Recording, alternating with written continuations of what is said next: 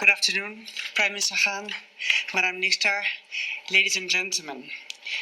First of all, I'd like to say how wonderful it is to be here back in Islamabad. My last visit is in 2016, but I also had the pleasure of meeting Madam Nistar in New York, as well as some other members of the cabinet in different places. So, after Ms. Dr. Nishtar's address, I think I have very little to add, I have to say. You were very complete, and it was all music to my ears.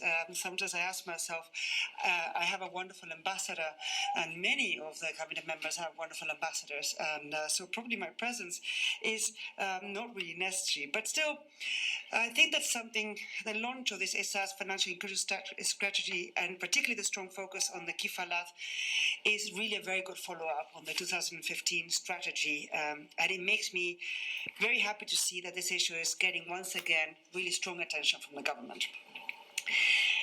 Financial inclusion was already said before, but sort of financial inclusion matters not because it's an end in itself. It's really because it's a means to create jobs, to take part in an increasingly digital economy, to protect oneself against sickness, a drought, or an accident, to build up a business, to give education to your children and nourish your children.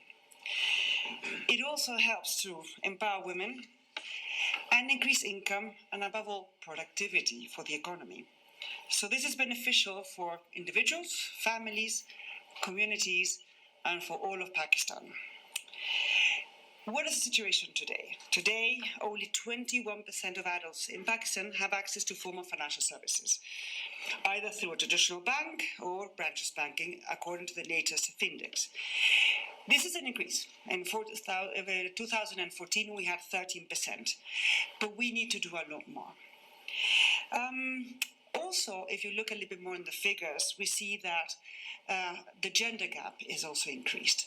Today, 35% of men have a bank account, while only 7% of women have a bank account. So clearly, we need to give more attention to this issue. Also, the poorest, 40% of the poorest, actually only have 15% of them actually have a bank account. So we clearly have to give a little attention to this issue, and that's why the ESAS is very important. But more than a strategy, we need to now implement. And this is really very important. We are now all aware that technology holds really the strongest promise to make financial inclusion a reality. It will allow us to do this cheaper, faster, and above all, more customer-centric.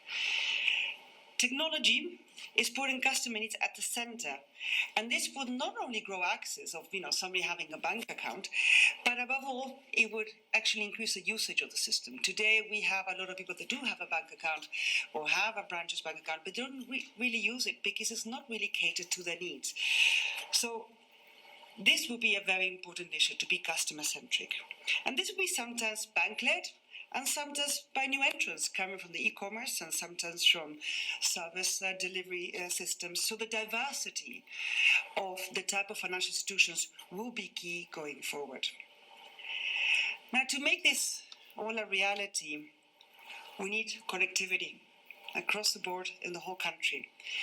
We need smartphones, not just feature phones. We sometimes, long time ago, we would actually see that smartphone was a luxury item for a woman that is far away and sometimes cannot leave a house and has to sell products.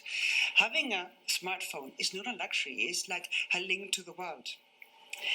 We need interoperability, not only among the mobile phone operators, but between the different payment systems. We need a retail payment system that is affordable to all players. We need affordable KYC and clear KYC processes. And of course, we need good regulation for financial technology. So giving these new innovations the possibility to enter the market and actually give us fantastic products that we can actually build upon. And in the case of women, we need to work even further on the issues of connectivity, given that they have less connectivity. Today, 33% of women have a mobile phone compared to 73% of men.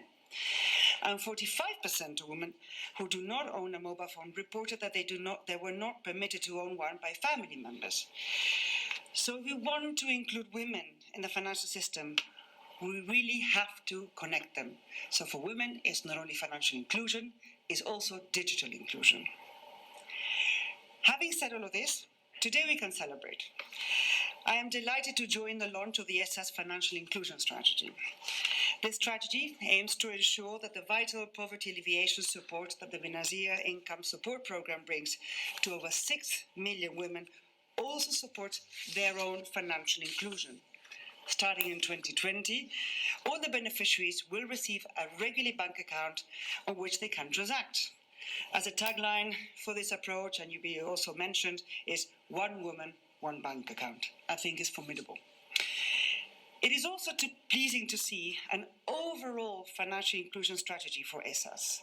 The goals you just mentioned of prioritizing banking of informal workers, accelerating access to credit, and creating digital platforms to support access to nano loans are all extremely important. Let me congratulate Dr. Nishta on all her efforts. And when she mentions 10 months of procurement, I really know how hard it is to get the details. I mean, sometimes we speak about these big programs, but getting the details is really extremely important to get them right. But I do hope that she's aware that this is just the beginning. We have many more women to go. So we need to get creative, and we need to listen to women's needs, and we have to work together.